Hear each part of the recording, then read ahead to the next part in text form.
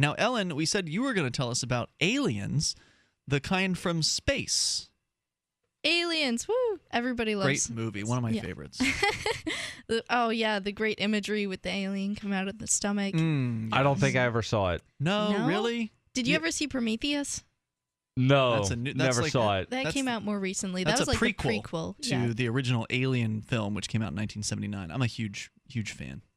I thought Prometheus was one of those about like ancient Greek mythology. Yeah, Prometheus was he was the man that stole fire from the gods and brought it down to humans. But no, the more recent movie was actually about the origins of life on Earth.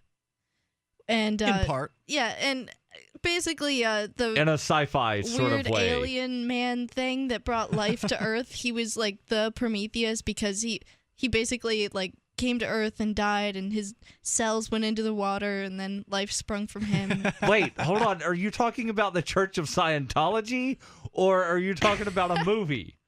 The movie. The movie may have science adopted fiction. some ideas. Yeah, I'm sure they stole a lot from Scientology. And the part she's describing is like the first 2 minutes of the movie. So she hasn't really spoiled anything at all in the film. And it was actually pretty good. The Prometheus film was directed by the same guy who directed the original Alien, Ridley Scott. And so it was kind of fun to have him come back around to the original material 30-something years later. Pretty good stuff. If you like science fiction, if you like horror, then the Alien series is a fairly decent one. Right, and the whole concept behind it is really brilliant. I think they got it spot on. It just is irritating when all of the supporting actors just make the dumbest decisions ever. Like, are you talking about Prometheus still? Yes. Okay. I mean, like, if Hold you on, find going down into the dark tunnel all by if you themselves, find that kind a of thing? snake thing that kills your friend, you're not going to go and pick it up again. Is it that the actors made dumb decisions, or the characters The supporting characters were written to make dumb decisions? Yes. Okay. Basically, they had to make stupid decisions to push the storyline on. Yeah. But still, I like the movie solely for its, the whole idea behind it, that life may have originated someplace else. And that's kind of what this article is about. So what's going on out there? So this article's from Mike.com, and the title is Astronauts Just Found Life in Outer Space. As in MIC, like a microphone? Yes, Okay. MIC.com.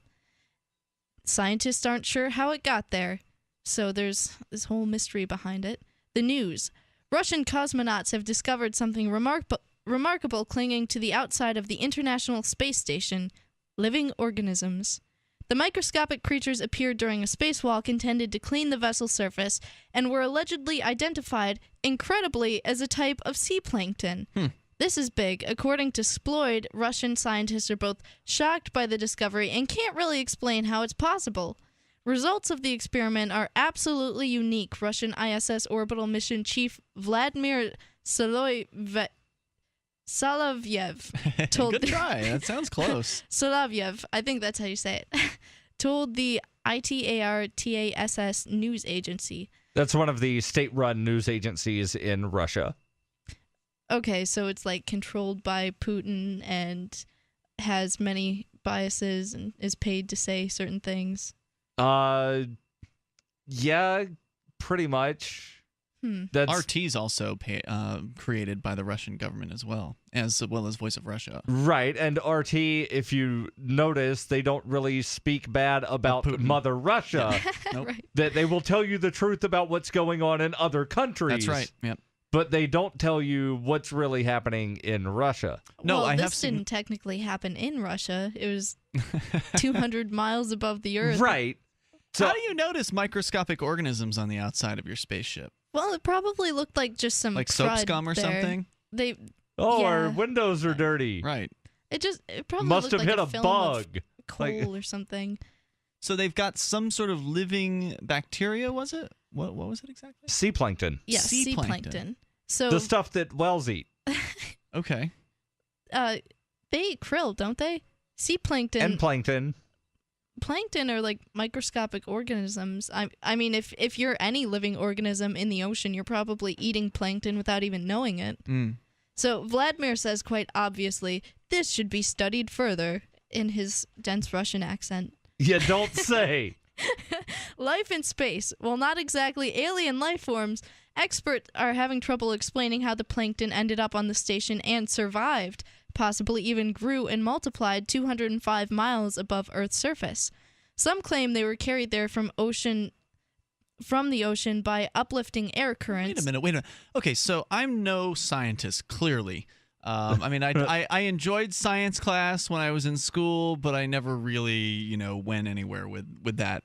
But I remember learning about when you go out from the planet out into space or back from space onto the planet, there's like a lot of heat that's generated from something. When you're coming in, it generates a lot of heat. So there's no heat going out?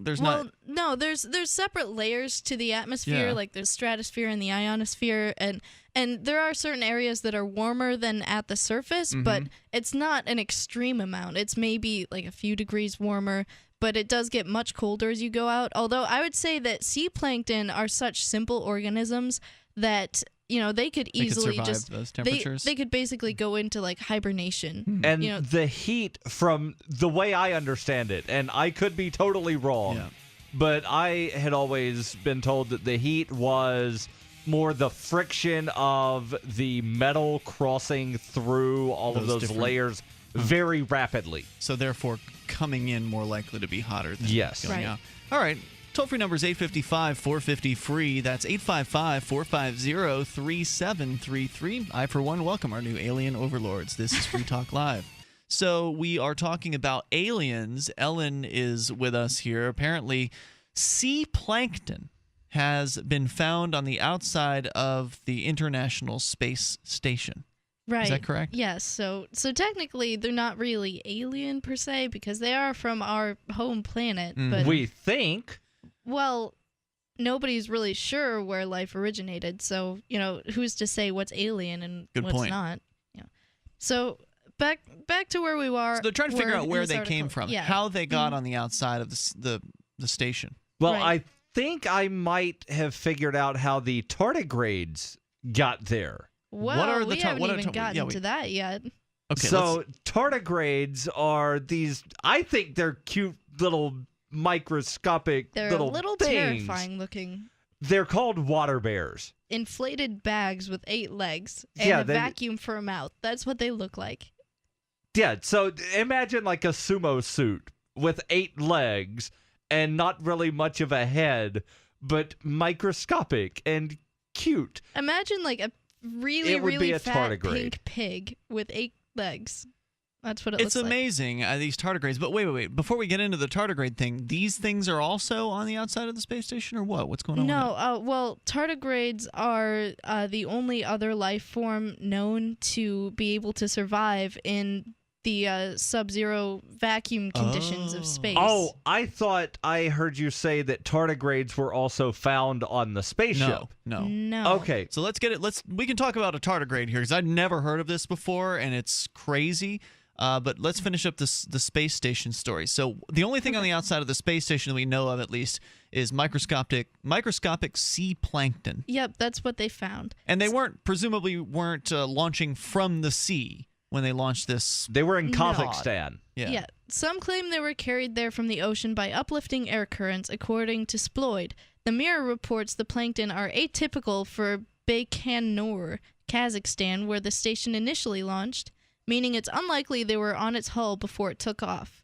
So they got there somehow, but not from somebody like smearing it on the outside of the rocket before it took off. Not only did they get there somehow, but they survived there in the middle of space. And thrived, apparently, which is, like, what are they feeding on is my question.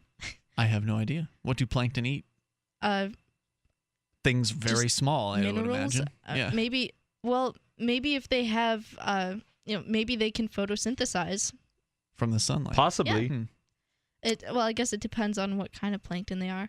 Anyway, Sploid's Jesus Diaz goes a step further. He suggests their appearance lends credence to the theory that organic life may have spread across space, traveling on comets and asteroids. And literally just falling into onto a planet or something. Well, I don't think anybody or anything could survive on an asteroid coming in through, because when you see them coming into the atmosphere, they're basically burning up. Right. Like, something coming in that's extremely large could end up being pebble-sized by the time it hits the ground.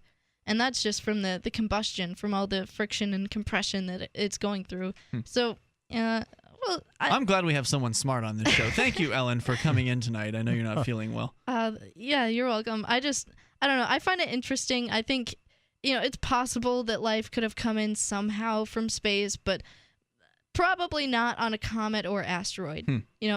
Some slower Alien means spaceship. like float. Well, kind of like what the plankton did. Basically, the water from the ocean evaporated and kind of like carried up through the layers of the atmosphere on the wind. Unbelievable, isn't it? Yeah, yes. I know. It's pretty impressive that, even that they could survive that far. Anyway, this is much less far-fetched than it seems. In 2012, Motherboard aired a documentary short about tardigrades, minuscule eight-legged Now, these are the other creatures. things. So we know the sea plankton can survive in the vacuum of space. Right. This was just discovered, but this has been known since 2012. Right. Actually, since 2007. So okay. They did the test in 2007. So it was known before 2012. Yes. That's when they made the documentary. So now there's those tardigrades that we're going to find out about here that are absolutely crazy looking. I think they're cute. They can withstand extreme conditions, including the vacuum of space. So what is a tardigrade? Well, I always thought they were called water bears. I used to watch this show called The Most Extreme, and it would always display. It would have like a competition, like a list of 10 through 1 of animals that were like able to survive in all of these conditions, and the tardigrade was able to, whenever it wanted to, if the conditions weren't good enough, it would just roll up in a ball and hibernate, and it could do this for hundreds of years at a time. Wow. Yeah, it's pretty impressive. And this thing has 8 legs on it. Yes. How many legs in the animal kingdom? I mean, usually no more than 4, right? Yeah, I mean, No. I thought 8 legs was restricted for things like insects sea and creatures spiders. and arachnids. Yeah. Well, I guess this is a sea creature, technically. Right. Vertebrates, meaning things with a backbone, are limited to 4 legs. Okay. This has no... Right. This bone. is not a vertebrate. This is an invertebrate. And the centipedes and millipedes, they have hundreds of legs. Good point. Touted as the first animal to survive in space, this hardy microorganism boasts limbs, a mouth, a digestive tract, and muscles, and a nervous system. So it's highly complex. Everything except for a vertebrate. Right. Yes. Which you don't really need one of those. There's wait, a lot of... Go through that again. Limbs, what? Limbs, a mouth, a digestive tract, muscles, and a nervous system. Huh. But no brain. Well, Just We you know, don't know if it has a brain. Going on instinct. some animals like sea slugs and octopus, they don't have brains either, and yet But octopi are very intelligent. right. And That's I don't interesting. think starfish don't have brains either. You didn't know that octopus was an intelligent creature? Nope. Highly intelligent. They can manipulate things. They can open jars. They can find their way through tiny holes. So that's fascinating. What I didn't know is that certainly didn't know they had a brain, or they did not have a brain, rather. No, they use just a nervous system, just a basic nervous system. They don't need a brain. Well, it makes to you function. wonder what the purpose of the brain is. I mean, if you can have intelligence without a brain. Well, it's more concentrated, so it's better than having it all spread out. So let's continue here. The tardigrade. So, Ian, before we There's a continue correction. about We have to make a that, correction. I want to correct something. And Right. This is what you get for believing the things that we say on Free Talk Live. you said Don't that listen to us. You did not think that octopi had brains. No, I thought you said that. Well, no, I said that I said they originally. do. Oh. Okay, so okay. what I meant to say was I didn't know. jellyfish did not mean... Okay, so octopi do have brains. Yes, It's so- jellyfish that do not. I did a Google search, and it took me to the Wikipedias about invertebrates, and it says that 2 groups of invertebrates, that being animals without a skeleton system, 2 groups have notably complex brains.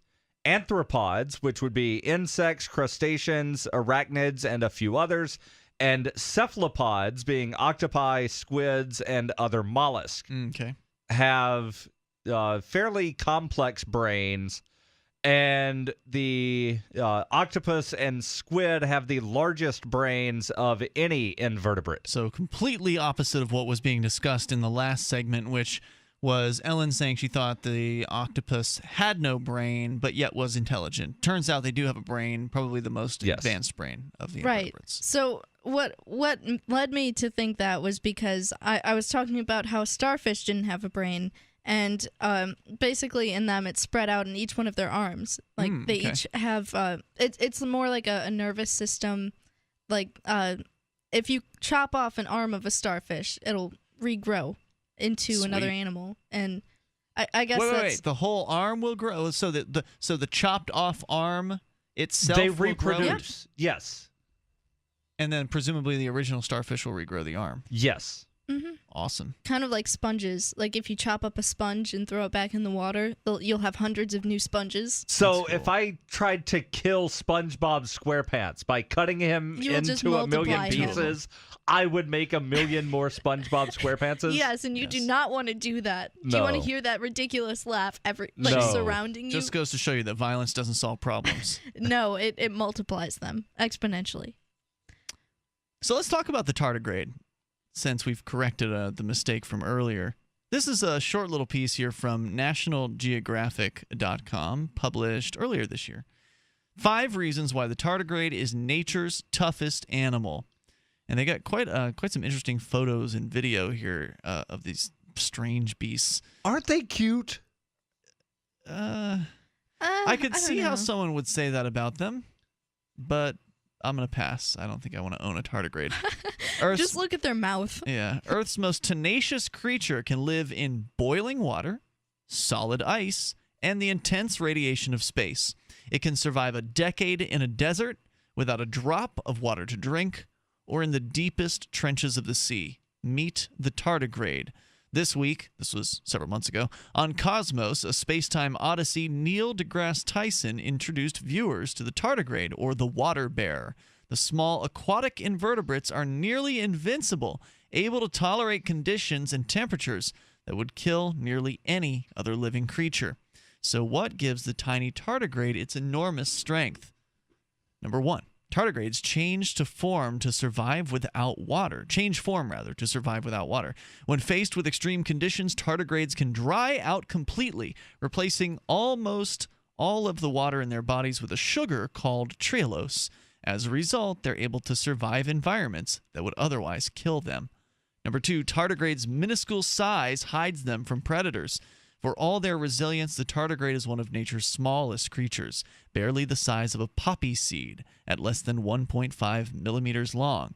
So they are certainly something you could see with your own eye. The tardigrade can exist hidden in sediments and seas unnoticed by potential predators. Number 3, tardigrades' mouths contain sharp daggers. Though they may be little, they are fierce. The tardigrade's mouth is a serious weapon. Its dagger-like teeth used to spear algae are used to spear algae and even other small animals. 4, tardigrades traveled to space and survived, as we found out earlier. To test the true resilience of tardigrades, Swedish researcher K. Ingemar Jonsson from Kristianstad University launched tardigrades into space on the Photon M3 spacecraft in 2007 into low Earth orbit. Exposed to open space conditions, most of the tardigrades survived exposure to vacuum and cosmic rays, with some even surviving deadly levels of UV radiation. And finally, number 5, they've been around longer than nearly every other living organism. Tardigrades roamed the earth and seas far before humans did, and will most likely outlast us. Will the tardigrades be nature's last organisms standing? Only time will tell. Neat stuff. I know, it is pretty fascinating. So back to this. I'll put a link up, by the way, to this on our Facebook page, so you can get an idea of what this thing looks like. It's hard to describe it. Yeah, and although let us Daryl know did a whether good you job. think it's cute or not, because I honestly think it's kind of terrifying looking. Like you said, it has sharp daggers on its mouth. Yeah, if this and thing it's so was tiny, big, it would be terrifying, right? Yeah, well, looking at it close up, it is. It's totally terrifying, and I don't want one of these things on my body somewhere, because what if it gets inside of me? It's going to outlive me and be chewing through my corpse. Your intestines. Yeah. Ugh. It's lovely. Anyway, so back to this Mike.com article. Its ability to endure such harsh conditions has led scientists to ponder whether it did, in fact, originate in space. The tardigrade? Yes. In other words, an alien. So let your imagination run wild. If tardigrades, sea plankton, and other tiny organisms can survive unsheltered in the vast expanses of space, who's to say that their relatives and relatives' descendants never populated or evolved on other worlds the same way life on Earth came about? Scientists have much to learn about the universe, but such findings mark exciting developments in the ongoing search for extraterrestrial life. I'm hoping the tardigrades just stay where they are and don't get bigger, because if the tardigrades become if they've not gotten this big in 500 million years, probably chances are next week they're not going to be taking over Keene, New Hampshire.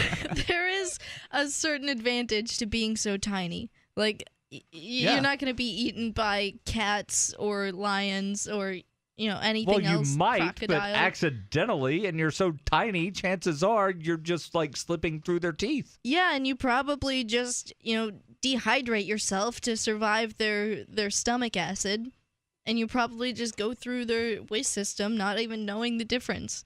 I have to wonder if these videos, they got these little clips, little animated GIFs here of these things. They're so small. I mean, how are these microscopes? Yeah, look at it clomping around. Are its little feet. These must be real. This must be real footage of these things. They're so just so weird. That they do attach cameras to microscopes now, Ian. Yeah, but they've got the cameras panning closer to a leaf or something, and there's tardigrades up there. It looks very cinematic, I guess, is what I'm saying, and it's surprisingly good footage of these things. I'll share that on our Facebook, Google+, and Twitter. Free Talk Live, 7 nights a week from 7 to 10 Eastern, live on the Liberty Radio Network at LRN.FM.